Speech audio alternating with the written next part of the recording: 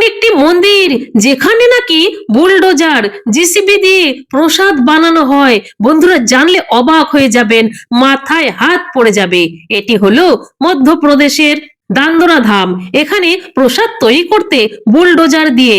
কিন্তু আসল চমৎকার হলো এই মন্দিরে বিরাজমান ডাক্তার হনুমান।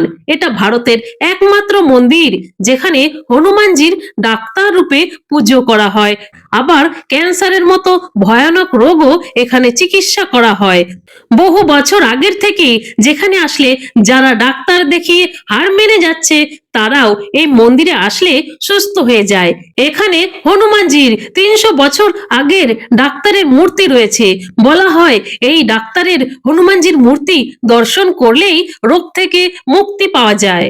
এই মন্দিরের হনুমানজির যজ্ঞের ভস্য এক চিমটি কপালে লাগালেই ভালো হয়ে যায়। যখন মানুষের বিশ্বাস ভক্তি এত বেড়ে যায় তখন লাখ লাখ ভক্ত হনুমানজিকে ধন্যবাদ জানাতে ছুটে আসে এই দান্দরা ধামে।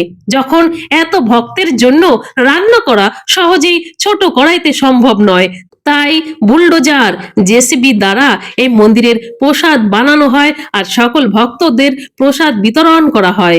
বন্ধুরা পারলে আপনি দর্শন করে আসবেন।